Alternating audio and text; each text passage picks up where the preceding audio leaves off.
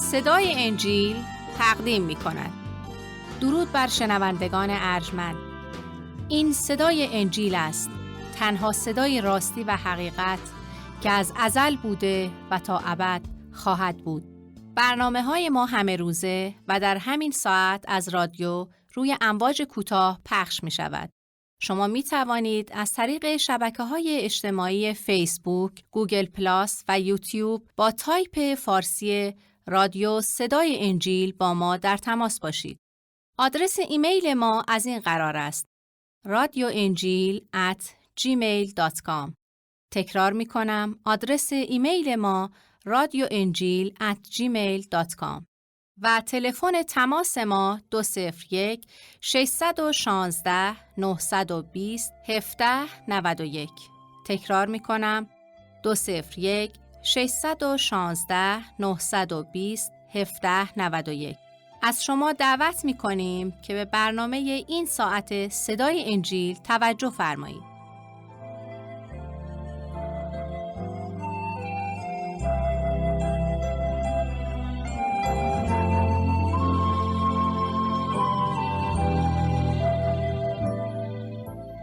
بارالها، تو را شکر و سپاس می‌گوییم که خورشید زندگی و رحمت و کرم خود را در این ساعت بر ما تابانیده‌ای و این روز را عطا کردی تا به تو نزدیک‌تر شویم و فیض و عنایات سماویت را دریافت بداریم. تو را شکر می‌کنیم که کلام مقدس و حیات بخش تو در اختیار ماست تا از طریق آن نه فقط طریق راستی و عدالت و قدوسیت را بیابیم، بلکه تو را که خالق عظیم و قادر مطلق هستی را بشناسیم. پروردگارا، تو را شکر می‌کنیم که از طریق پیامبران و حواریونت و مخصوصاً به وسیله مکاشفه خود در عیسی مسیح به ما نمونه دادی تا طریق زیستن و مقبول پسند تو را بدانیم و تو را بشناسیم.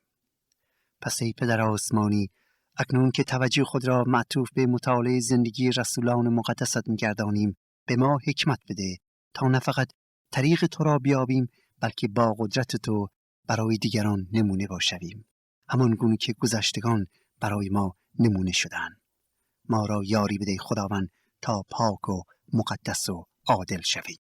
این دعا را به نام مقدس عیسی مسیح، یگانه نجات دهنده و مولای بشریت می طلبیم. آمین.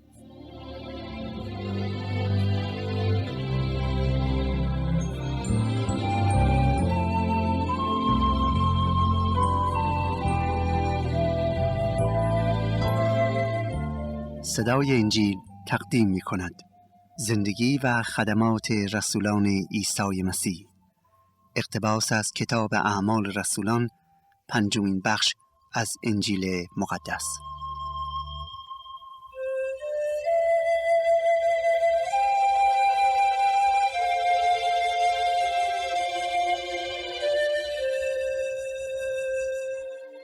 برادران و خواهران عزیزم، ایمانداران محبوب و حقجویان گرامی، درود بر شما. امیدوارم شادی خدا قلب‌هایتون رو تسخیر کرده و در پرتو فیض او در راستی و عدالت و قدوسیت زندگی کنید. از اینکه پروردگار مهربان از روی کرم خود به ما این فرصت را عطا کرده تا از کلام مقدس او الهام یافته و بدین وسیله او را بهتر بشناسیم، نام مقدسش را ستایش کرده و دعا می‌کنم که همه ما با اشتیاق فراوان در این ساعت ندای ملکوتی او را بشنویم و طالب کلام او باشیم و کلامش را در قلب و وجود خود جا بدهیم. در برنامه این ساعت ما توجه خود را به آخرین فصل از کتاب اعمال رسولان مبذول داشته و آیات این قسمت از کلام خدا را با یکدیگر مطالعه خواهیم کرد. همونطور که واقف هستید، هدف ما اینه که آیات کتاب مقدس را برای شما بخوانیم تا شما را با کلام خدا یکتا، کلام زنده و جاودان و حیات بخش او آشنا سازیم. روش مطالعه کلام را بر این پایه قرار دادیم که یک کتاب از تورات و صحف انبیا و بعد یک بخش از عهد جدید یا انجیل مقدس را به سمتون برسونیم. بنابراین از برنامه آینده مجدداً به تورات مقدس روی می‌آوریم و بخش ششم از کتاب عهد عتیق یا تورات و صحف انبیا را با یکدیگر مطالعه خواهیم کرد. حالا ازتون دعوت می‌کنم که اگر کلام خدا رو در اختیار دارید، لطفاً آن رو به بخش 5 از انجیل مقدس یعنی کتاب اعمال رسولان بگشایید تا آیات فصل 28 را با یکدیگر مورد تفکر و تعمق قرار بدهیم. از فرصت استفاده می‌کنم و ضمن تشکر از نامه‌های شما عزیزان، از کسانی که هنوز کلام خدا رو دریافت نکردند و در اختیار ندارن ولی مایل به دریافت آن هستند، دعوت می‌کنم که حتما با ما مکاتبه کنن تا براشون ارسال بداریم. این برنامه رو از صدای انجیل میشنوید.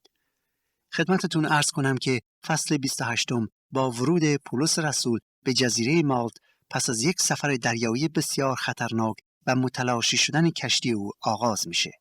رسول خدا همراه با لوقا و بیش از 274 نفر دیگر به سوی روم در حرکت بودند.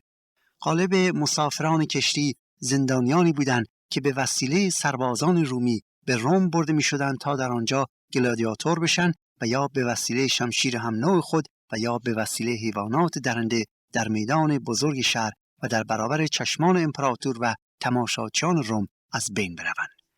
پولس رسول از آن جهت زندانی بود که رؤسای مذهبی یهود بر علیه او تهمت‌ها و شهادت‌های دروغی روا داشته بودند و چون پولس دید که در حق او عدالت اجرا نمی‌شود، رفع دعوی به قیصر می‌کند. پس او را به عنوان زندانی پیش امپراتور روم می‌برند و او میبایستی در نزد قیصر حاضر شود.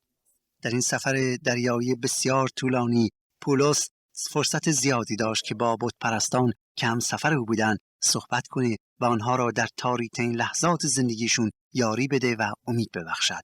خدا با پولس رسول بود. کشتی آنان بر اثر امواج دریا متلاشی میشه و گروهی به وسیله تخت پاره‌های کشتی و بقیه به وسیله شنا خود را به ساحل میرسانند، ولی هیچ کدامشون نمیدانستند که در کجای این عالم هستند و این جزیره که در آن قرار گرفتند کجاست. آیه 1 و 2 اینطور آغاز می شود. می‌فرماید چیزی نگذشت فهمیدیم که در جزیره مالت هستیم. مردم آن جزیره با ما خیلی مهربان بودند و چون باران می آمد و سرد بود آتشی درست کردند تا هم از ما پذیرایی کنند و ما هم گرم شویم. در ترجمه قدیم فارسی آمده است که مردمان این جزیره بربری بودند. کلمه بربری به افراد غیر یونانی می گفتند و لوقا که خود یونانی بود این اصطلاح را به کار میبره که آنان غیر یونانی بودند، یعنی نه اینکه آنها وحشی بودند بلکه افرادی بودند که به دولت یونان تعلق نداشتند. اتفاقا مردمان این جزیره یعنی مالت مردمان بسیار مؤدب و مهربان و مهمان دوست بودند، به طوری که وقتی این 276 نفر را میبینن که از چه خطراتی جان سالم به در بردن، فوری برای آنان غذا تهیه میکنن و آتشی روشن میکنن تا خود را گرم کنن. به آیه 3 الی 7 توجه فرمایید. میفرماید و پولس هم هیزم جمع میکرد و روی آتش میگذاشت. ناگهان در اثر حرارت یک مار سمی در آمد و محکم به دست او چسبید. اهالی جزیره این را تا دیدن به یکدیگر گفتند بدون شک این مرد قاتل است. با اینکه از طوفان جان سالم به در برده ولی عدالت نمیگذارد زنده بماند. اما پولس مار را در آتش انداخت بدون اینکه صدمه‌ای ببیند. مردم منتظر بودند که دست پولس ورم کند یا ناگهان بیفتد و بمیرد، ولی هرچه منتظر شدند خبری نشد. پس فکرشون را عوض کردند و گفتند او یکی از خدایان است. در این 3 آیه دوستان عزیز نکاتی است که باید در آن تأمل کرد. اول اینکه پولس رسول با آنکه با قدرت الهی آراسته بود، رسول خدا بود و با قدرت خدا داشت که میتونست معجزه میکرد، ولی هرگز خودشو در اینجا بالاتر از دیگران نمیدونه. برعکس مثل همه انسانها برای امرار معاش خودش کار میکرد. حتی در اینجا با اینکه از همه بیشتر خدمت کرده بود و صاحب نفوذتر بود، برخلاف بعضیا میره تا چوب جمع کنه و آتش را مشتعل نگاه بدارد تا دیگران در گرمای آتش استراحت کنن. حالا پولس میره چوب رو برمیداره، چوب‌ها رو میاره پلو آتش میگذاره، ولی بر اثر گرمای آتشی که افروخته بودن مار سمی از زیر زمین بیرون میاد. احتمال داره که پولس خیال کرده که قطعه چوبی است که آن را برمیداره تا به داخل آتش بیاندازه. مفسرین عقیده دارن که پولس از نظر بصیرت چشم دارای اشکال داشت، یعنی خوب نمیتونست ببینه. خود پولس رسول در رساله به قرنتیان آن را خاری در جسم میخواند که از خداوند خواسته بود او را شفا بخشد. اما خدا فرموده بود که ای پولس به وسیله این ضعفی که داری من جلال خواهم یافت و حالا بر اثر اتفاقی که میافتد حقیقتا نام خدا جلال می‌یابد.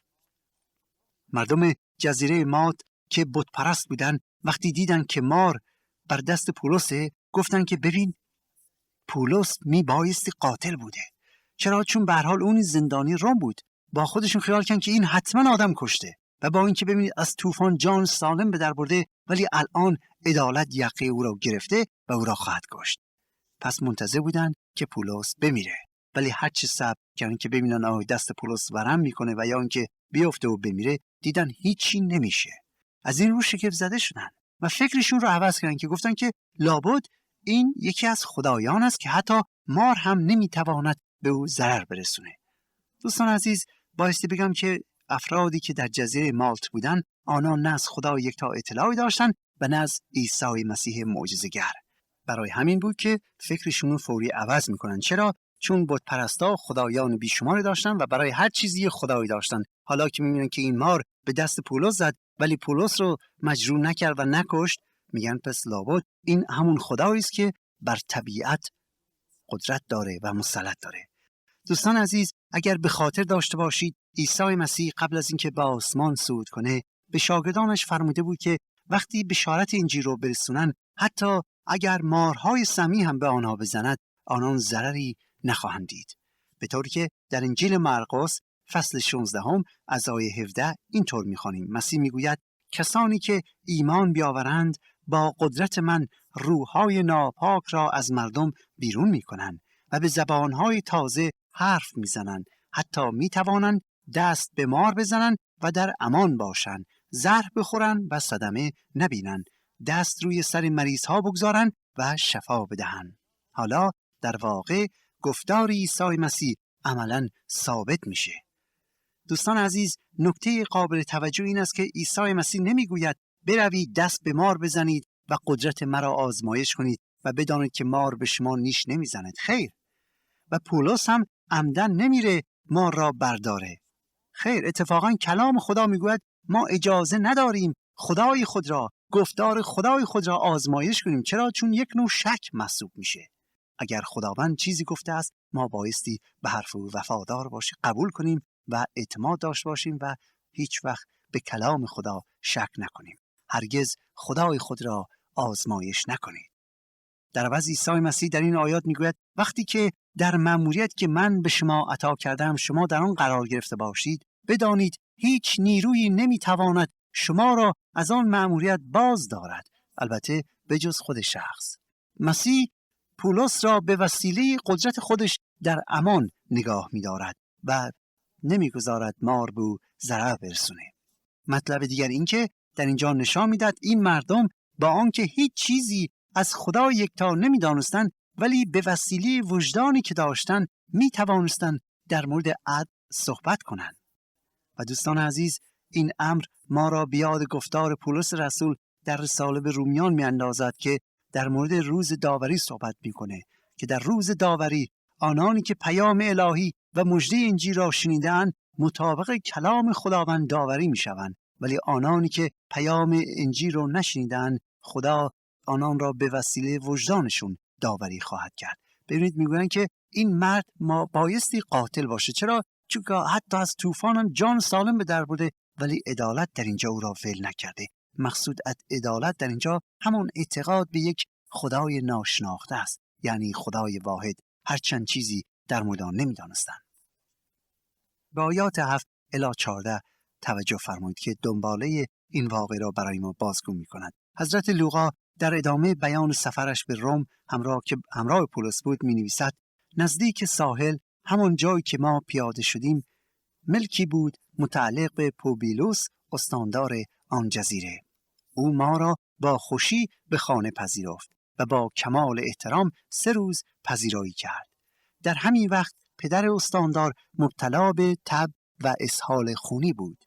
پولس پیش او رفت و برایش دعا کرد، بعد دست روی سر او گذاشت و او شفا یافت. بیماران آن جزیره نیز آمدند و شفا پیدا کردند. در نتیجه سیل هدایا به طرف ما جاری شد. موقع حرکت هم هرچه برای سفر لازم داشتیم برای ما به کشتی آوردند. 3 ماه بعد از اینکه کشتی ما در هم شکست، با یک کشتی دیگر حرکت کردیم. این بار با کشتی اسکندریه‌ای به اسم برادران دوقلو سفر می‌کردیم که زمستان را در آن جزیره مانده بودند. سر راهمان 3 روز در سراکیوس ماندیم و از آنجا دور زدیم تا به رقنون رسیدیم و روز بعد باد جنوبی وزید. پس 1 روزه به بندر پوتلی رسیدیم. در آنجا چند مسیحی پیدا کردیم که از ما التماس کردند 1 هفته پیش ایشان بمانیم و بعد از آنجا به روم رفتیم. دوستان عزیز، بدون شک در مدت 3 ماهی که پولس رسول در جزیره مالت بود، بارها پیغام انجیل را به مردم این جزیره موعظه می‌کرد. مخصوصاً وقتی مردم شاهد معجزاتی بودند که پولس رسول به اسم عیسی مسیح آشکار می‌کرد.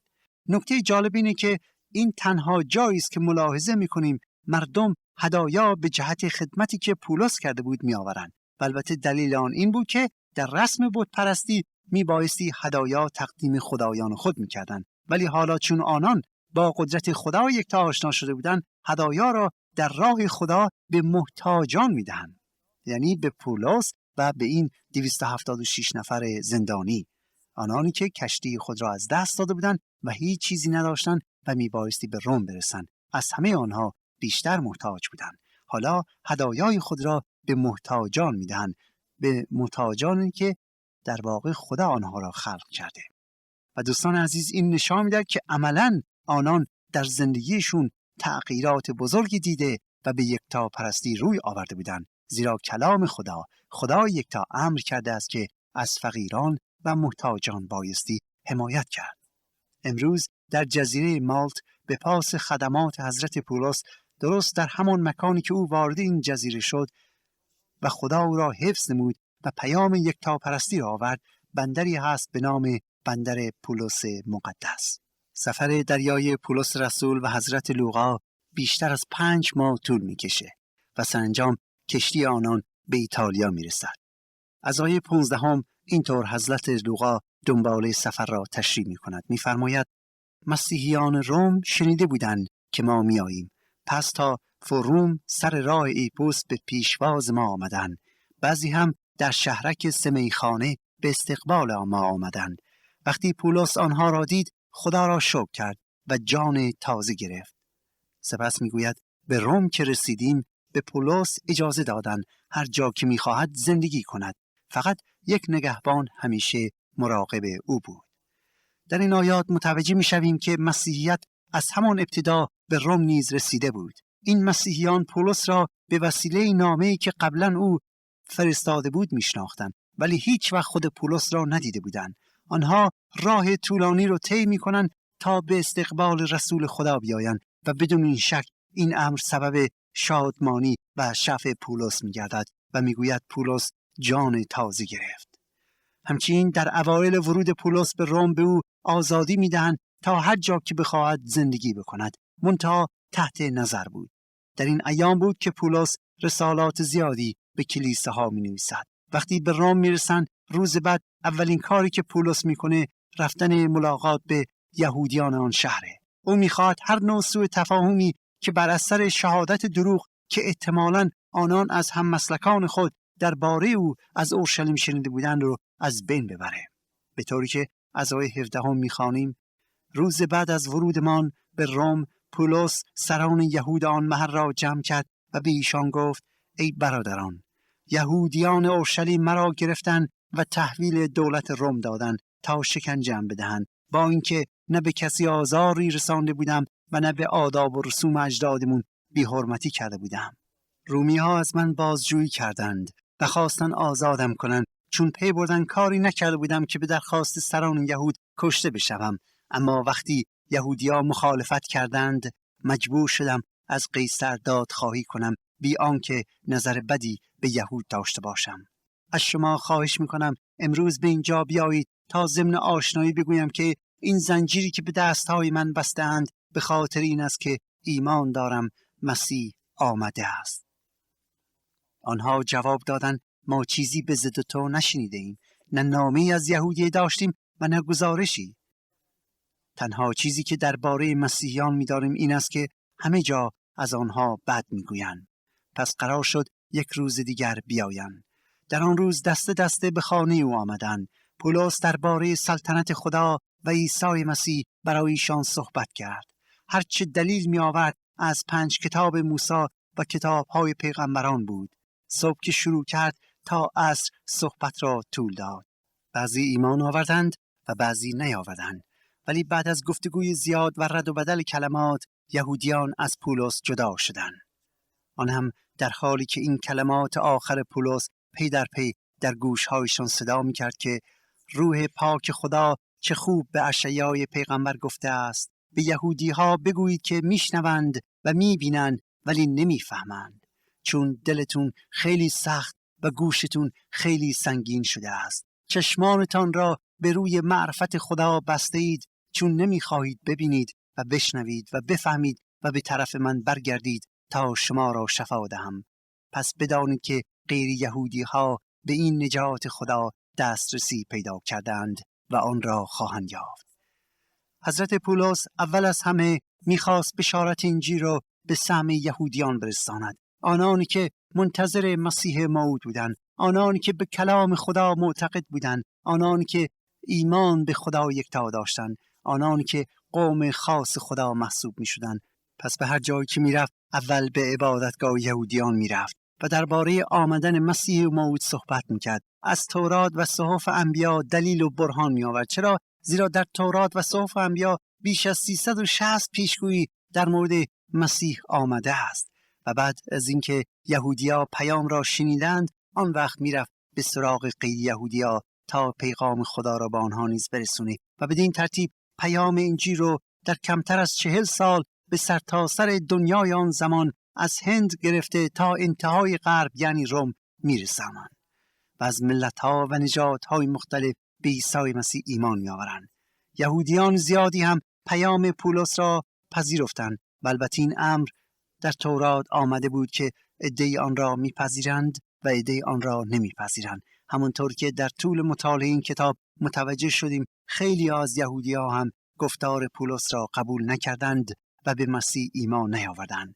ولی دوستان عزیز، حتی ایمان نیاوردن یهودیان نیز در تورات پیشگویی شده بود که حضرت اشعیا آن را گفته بود و پولس رسول آن را برای آنها بازگو میکنه. چرا؟ چون پولس وقتی میدید که یهودیان پیام او را نمیپذیرند میگفت مقصر خودتون هستید. بدبختی و هلاکت جاوید را خودتون انتخاب کردید. چرا؟ چون حاضر نیستید با بصیرت روحانی حقایق را بنگرید. یعنی تعصب و غرور و خودخواهی آنقدر زیاد بود که با اینکه با آنها ثابت میشد از تورات مقدس و صحف انبیا که بله این عیسی همان مسیح موعوده، آن هم از تورات مقدس، ولی حاضر نبودند به او ایمان بیاورند. چرا؟ چون آن وقت میبایستی به گناهان خودشون اعتراف کنند. چون آن وقت میبایستی در حضور همه خار شوند، فروتن بشن، توبه کنند که البته روح غرور آمیز آدمی تمایل به این کار ندارد. چقدر جای تأسفی که بشر به جای پذیرفتن حیات و رستگاری و فیض خدا تسلیم غرور و تعصب خودش میشه. دوستان عزیز، کتاب مقدس صریحاً به من و شما نشون میده، آشکارا اعلام کرده که این خود آدمی است که سرنوشت خیش را در دست داره و این خود انسانه. هر کسی خود شخصاً آینده خود را انتخاب میکنه. اشتباهه که ما بگیم که دست قضا و قدر سرنوشت ما را تعیین کرده است. خیر، اینطور نیست. خدا یکتا خودش به ما آزادی و اختیار عطا کرده. او کسی را به زور مجبور نمیکنه که از او پیروی کنه و یا او را ترک کنه. خدا میخواد همه از او پیروی کنن، ولی هیچ وقت خدا هیچ کسی رو مجبور نکرده و مجبور نمیکنه که از او پیروی کنیم. و دوستان عزیز، متاسفانه باید بگویم امروز نیز همانند زمان پولس بسیاری هستند که کلام خدا را میشنوند اما حاضر نیستند آن را بپذیرند. چرا؟ چون تعصب و غرور دل آنها را سخت کرده و این افراد نه فقط حقیقت کلام را رد میکنند بلکه حتی بر علیه آن نیز قیام میکنند. راستش تنها کسی که از این بابت ضرر میکنه خود شخصه. همه ما با افراد متعصب و خودخواه و حق به جانب برخورد کرده ایم، ولی هرگز فکر نمی کنیم و اصولاً تصورش هم نمی کنیم که شاید خودمون یکی از آنها باشیم. ولی چقدر خوب است که خودمون را بیازماییم و بهترین معیار آزمایش رو همون عکس العملمون در برابر کلام خدا بدانیم که راستی دوست من وقتی کلام خداوند به ما میگه گناهکاریم، آیا قبول کرده ایم که گناه کرده ایم؟ آیا متوجه خطایای خود شده ایم و آن وقت چه عکس العملی نشان داده ایم؟ آیا خود را تسلیم آن کرده و از آن پیروی میکنیم و یا کلام را شنیده ولی آن را رد میکنیم؟ دعای آخر کتاب اعمال رسولان به ما میگویند که پولس رسول 2 سال تمام در خانه اجاره‌ای که در روم بود زندگی کرد و تمام کسانی را که به دیدن او می آمدند با روی خوش میپذیرفت و با شهامت درباره سلطنت خدا و عیسی مسیح خداوند با ایشان صحبت میکرد بدون آنکه کسی مانع شود. ولی بعداً البته او را به زندان میاندازند و همانطور که میدانیم سرانجام قیصر امر میکنه که سر او را گردن بزنند و به خاطر پیام انجیل شهید بشود. نکته جالب دوستان عزیز این که همونطوری که ملاحظه میکنید کتاب اعمال رسولان در اینجا پایان میگیرد، ولی کارهای رسولان کماکان ادامه دارد و این بسیار مهمه. اولا نشان میدهد که چه زمانی این کتاب نوشته شده و در ثانی نشان میدهد که امروز نیز آنانی که مسیح را به عنوان مولا و نجات دهنده خود پذیرفتند و از قدرت او بهره گرفتند دنباله کار رسولان را ادامه میدهند، زیرا تا بازگشت ثانوی عیسی مسیح کار عیسی مسیح در این عالم ادامه خواهد داشت و ما که به او ایمان داریم وظیفه داریم که دستور او را اجرا کنیم، یعنی پیام مژده الهی را به سمع همه مردم جهان برسانیم تا از گناهان خود توبه کنند و به حقیقت خدا روی آورند. من برادر شما کشیش سید رضا مسعودی تا برنامه دیگر و روز دیگر حق نگهدارتان باد.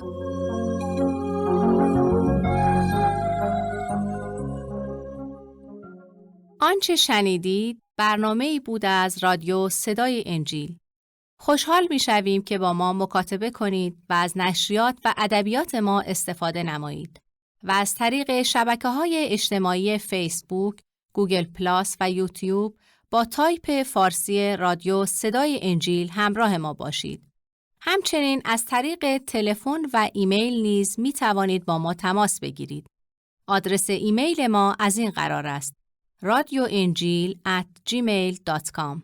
تکرار می کنم، ایمیل ما radioenjil@gmail.com و تلفن ما 201 616 920 1791. تکرار می کنم، 201 616 920 1791. تا برنامه دیگر و روز دیگر، خدای یکتا و مسیح زنده با شما باشد. ماراناتا، یعنی خداوند به زودی برمیگردد. آمین.